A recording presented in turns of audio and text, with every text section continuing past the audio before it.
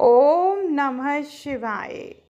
शिव सरलता के प्रतीक, इनायत से भरपूर और पूरे विश्व के आश्रयदाता हैं। सूत जी ने ऋषियों के प्रश्नों के उत्तर में नारद और ब्रह्मा के संवाद की कथा सुनाई। इसमें नारद मुनि के काम विजय के गर्व का वर्णन है। यह कथा शिव, ब्रह्मा और विष्णु से जुड़ी घटनाओं का वर्णन करती है। नारद जी की तपस्या। नारद मुनि हिमालय की एक गुफा में कठोर तपस्या करते हैं। उनकी तपस्या से इंद्र विचलित हो जाते हैं और कामदेव को उन्हें भ्रमित करने के लिए भेजते हैं।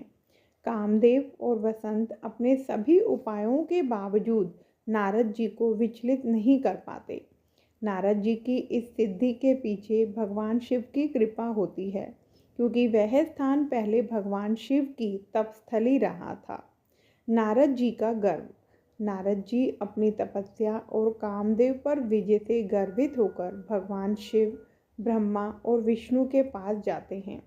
भगवान शिव उन्हें सलाह देते हैं कि इस घटना का विवरण दूसरे से न कहें, खासकर भगवान विष्णु से। गर्व से अंधे नारद जी यह सलाह नहीं मानते। नारद जी का भ्रम। नारद जी ब्रह्मा और फिर भगवान विष्णु के पास जाकर अपनी विजय की विवरण का गर्व से सुनाते हैं। भगवान विष्णु नारद जी की बातों को सुनते हैं और उनकी अहंकारपूर्ण स्थिति को समझते हैं। यह कथा भगवान शिव की माया, नारद जी के गर्व और भगवान विष्णु के चातुर्य का वर्णन करती है। इसमें यह सिखाया गया है कि भगवान की कृपा से प्राप्त सिद्धियों पर गर्व करना उचित नहीं है। नारद मोह। नारद जी की गर्वित स्थिति को देखकर भगवान विष्णु उन्हें शिक्षित करने के लिए अपनी माया का प्रयोग करते हैं। विष्णु भगवान की माया के कारण नारद जी स्वयं मोह में फंस जाते हैं। यह प्रसंग नारद मोह के रूप में प्रसिद्ध है। यह कथा यह सिखाती है कि भगवान शिव की माया और कृपा के बिना कोई भी देवता, तपस्वी या मुनि काम, क्रोध और गर्व जैसी कमजोरियों को पूरी तरह से नियंत्रित नहीं कर सकता। नारद जी के अनुभव हमें विनम्रता और विवेक बनाए रखने की शिक्षा देते हैं। साथ ही यह कथा भगवान शिव की सर्वशक्तिमान स्थिति और उनके कृपालु स्वभाव को भी उजागर करती है।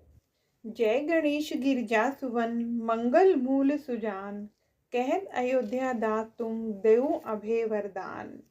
जय गिरजापति दीन दयाला, सदा करत संतन प्रतिपाला। भाल चंद्रमा सोहत नीके, कानन कुंडल नाग फनीके। अंग गौर शिर गंग बहाए, मून मालतन शारे लगाए। वस्त्र खार बागंबर सोहे, छवि को देखी नाग मुनि मोहे।